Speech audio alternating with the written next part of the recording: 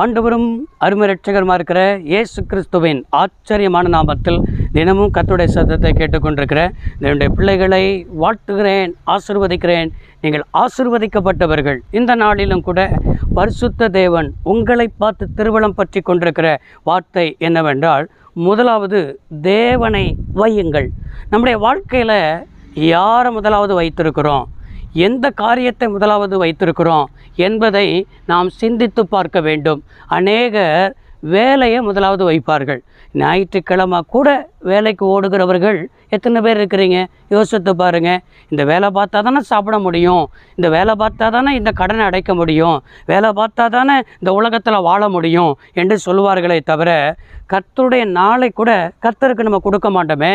அது போல தான் இன்றைக்கு அநேகர் சொந்த பந்தத்தை முதலாவது வைப்பார்கள்.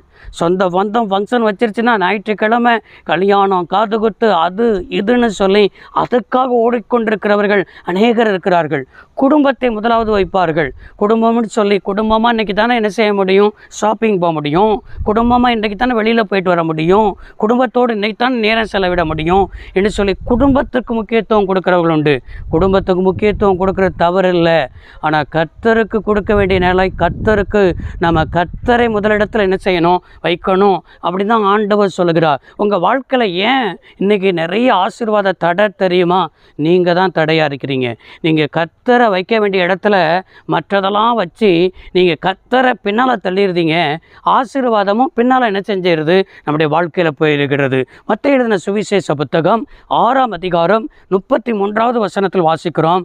முதலாவது தேவனுடைய ராஜ்யத்தையும் நீதியும் தேடுங்கள், அப்பொழுது இவைகளெல்லாம் கூட உங்களுக்கு கொடுக்கப்படும். இவைகளை எல்லாம் என்று சொல்லப்பட்டிருக்கு பாருங்கள். எவைகள்? எண்ணத்தை குடிப்போம், எண்ணத்தை உண்போம், எண்ணத்தை உடுத்துவோம். இதுதான் மனிதனுடைய கவலை. நம்ம என்னைக்கு எண்ணத்தை சாப்பிடலாம், எண்ணத்தை நம்ம பருகலாம், என்ன செய்யலாம், உடுத்தலாம். இப்படி இன்மைக்குரிய காரியத்துக்காகவே நம்ம கவலைப்படுறோம். ஆனால் ஆண்டவர் இன்மைக்குரிய காரியத்தை நமக்கு நிறைவாய் தருவார். அதுக்கு எந்த சந்தேகமும் இல்லை. இன்மைக்குரிய காரியத்திற்காக நீங்கள் கவலைப்படாதீங்க. நீங்கள் தேவனுடைய ராஜ்யத்தை தேடுங்க, அவருக்கு அடுத்த காரியத்தை தேடுங்கள். அவருக்கு அடுத்த காரியத்துக்கு முக்கியத்துவம் கொடுத்து பாருங்கள், அவருக்கு முக்கியத்துவம் கொடுத்து பாருங்கள். நீங்களும் உங்களுடைய பிள்ளைகளும் நீங்கள் எல்லாமே கர்த்தருக்கு முக்கியத்துவம் கொடுத்தீங்கன்னா, கர்த்தரை முதலிடத்தில் வைப்பீங்கன்னா, நான் சொல்கிறேன், உங்களுக்கு இன்மைக்குரிய தேவைகள் நீங்கள் ஜெபிக்கவே வேண்டாம், நீங்கள் கேட்கவே வேண்டாம். உங்களுக்கு இன்னது தேவை என்பதை உங்களுடைய பரமபிதா என்ன செஞ்சிருக்கிறார்? அறிந்து கொண்டிருக்கிறார். நம்முடைய வாழ்க்கையில் இன்மைக்குரிய தேவைகள் சந்திக்கப்படாததுக்கு காரணம், இன்மைக்குரிய காரியத்துக்கே கவலைப்பட்டுக்கிட்டே இருக்கிறீங்க, இன்மைக்குரிய காரியத்தையே நினச்சிக்கிட்டே இருக்கிறீங்க. ஆண்டவரை மறந்துட்டீங்க, ஆண்டவருக்கு அடுத்த காரியத்தை விட்டுட்டீங்க. ஆண்டவரை விட்டதுனால ஆண்டவரும் உங்களை விட்டு விலகிட்டாரு, இன்மைக்குரிய காரியமும் நடக்காமல் இருக்கிறது. இன்றைக்கு நீங்கள் மனம் திரும்புவீர்களா?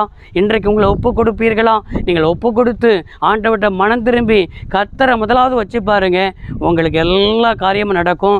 நீங்கள் சக்ஸஸாக இருப்பீங்க, உங்கள் தோல்வி வெற்றியாக மாறும். உங்களுடைய வாழ்க்கையில் இருக்கிற எல்லாம் நீங்கள் என்ன செய்யணும்? வாளாகாமல் தலையாகுவீங்க, நீங்கள் கீழாகாமல் நீங்கள் மேலாகுவீர்கள், நீங்கள் ஆசீர்வாதமாக இருப்பீர்கள். ஜெபிப்போம்.